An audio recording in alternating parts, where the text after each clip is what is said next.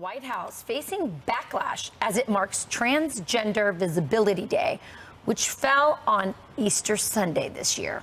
It's been observed annually since 2010, but Biden became the first president to ever issue an official proclamation back in 2021. Of course he did. Very important proclamation.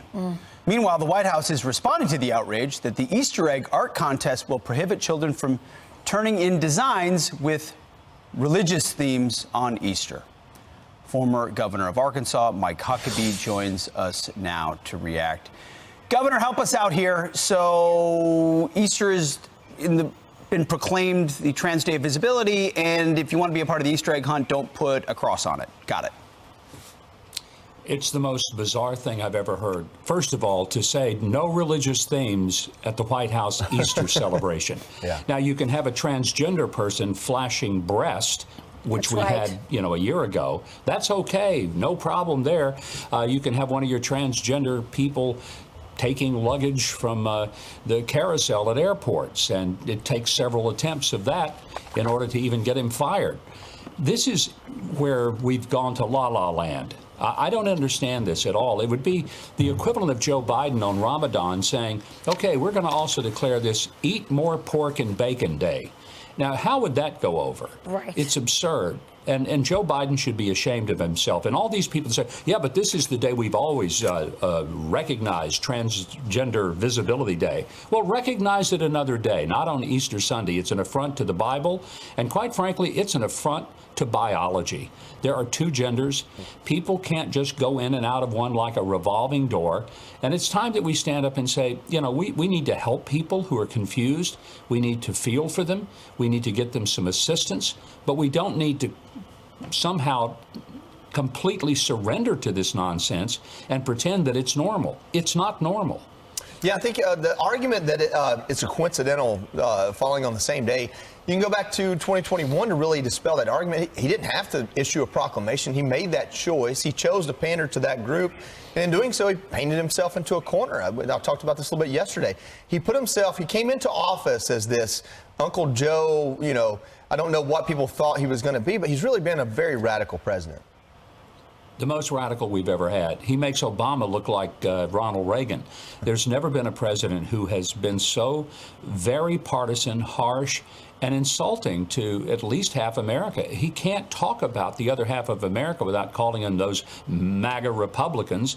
He might as well say those maggot Republicans, the way he talks about all of us, who tend to support the idea that America should be first. We like Donald Trump. We think his policies were a lot better for us. Economically, we're better. Our border was secure. Our cities weren't going crazy on fire with crime and people getting hit in the back of the head with a brick on a city sidewalk or having to put National Guard in subways in New York.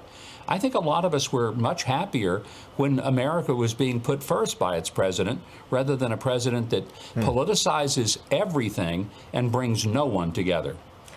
Governor, first of all, I think it's important to note the moment that we're in. And sometimes it's hard. There's so much stuff coming at us. I think there's a battle going on. It's a spiritual battle. There are people who want to de-Christianize this country, and very actively so. I think this was a very intentional insult. They can say all they want. Oh, it landed on the 31st, but just as Pete said, they could have moved it to the 1st. April Fool's Day probably would have been a more appropriate day than Easter Sunday in any case.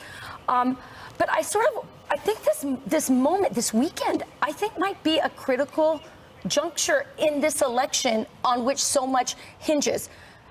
Whether it was the wake and the funeral and the choices made by the president there, or on Easter Sunday, the choices he's making here. And I think there's two paths. And I just want to get your thoughts on that, because I know you think deeply about these things. Well, I do feel deeply about it, and in part because this country was built on the notion of a Judeo-Christian understanding that some things are always right, some things are always wrong, that there is a God. God created us. We didn't create him. And because he created us, he has the right to make the rules. We live by the rules, we win the game. We don't live by the rules, we can't win the game. It's not complicated. And that's the foundation upon which America was built. And it could all be summed up with one statement that Jesus taught us: do unto others as you would have them do unto you. You don't want someone hit you in the back of the head with a brick, don't do it to others. You don't want to violate people's laws and rights and basic fundamental sense of decency, don't do it to others. It's not complicated. And I wish on this Easter Sunday we could just step back and recognize that all of this day is about one who overcame the ultimate of life. He overcame death, came out of the grave to give us hope. And the great S.M. Lockridge, preacher from California, African-American pastor, died in 2000, but he had the best Easter sermon I ever heard in my life. And it was called, "It's Friday, but Sunday's Coming." And it's all about how that sometimes in the darkest moments of our lives, we sometimes think that there's no hope, that there's no future. But even on the darkest day of human history, when the Savior was put on the cross, it's Friday, but Sunday's coming. And that's a great message for us that kind of supersedes all of the nonsense of Joe Biden's White House and his anti-Christian themes and don't bring any religious thought to Easter. Well, that's the only thought we got on Easter. That's what it's about. It's not about bunnies. It's about hope. It's about future. It's about overcoming death. Yeah. Maybe on some level, we bear a little bit of responsibility for not doing a better job ourselves as Christian, allowing, no offense to the Easter Bunny out there, but allowing the Easter Bunny and these sort of secular, meaningless things to take over what should be, it's the holy day for us, and the holiest of days. And that's probably where we should be. By the way, the White House responded to the backlash. They said, as a Christian who celebrates Easter with family, President Biden stands for bringing people together and upholding the dignity and freedoms of every American. Sadly, it's unsurprising that politicians are seeking to divide and weaken our country with cruel, hateful, dishonest rhetoric. President Biden will never abuse his faith for political purposes or for profit. And then the First Lady's office added this, Governor, about the art contests rules that said Jesus was not allowed to be in the art contest. And this is what she said. No, they're saying the guidance, Governor. Help us out if you believe this. This is the First Lady. This is what they're saying. That the art guidance, that no religious symbolism, has been the same for every administration for 45 years. Do you buy that? Like Ronald Reagan said, no, you can't do anything about Jesus at the Easter egg hunt? No. I think it's ridiculous. The fact they're having to issue these kind of detailed statements is indication that they know the blowback is there. Yes. The reality of all of this is that they messed up. They messed up big, No, but you're they absolutely never right. admit it. They never own their errors because they don't have that much real estate that they can put them all on. That's the best way to put it. Governor Mike Huckabee, thank you for the Governor. clarity and for your message this morning. We appreciate it. Happy Easter. Happy Easter, Governor. Happy Easter. More Fox News.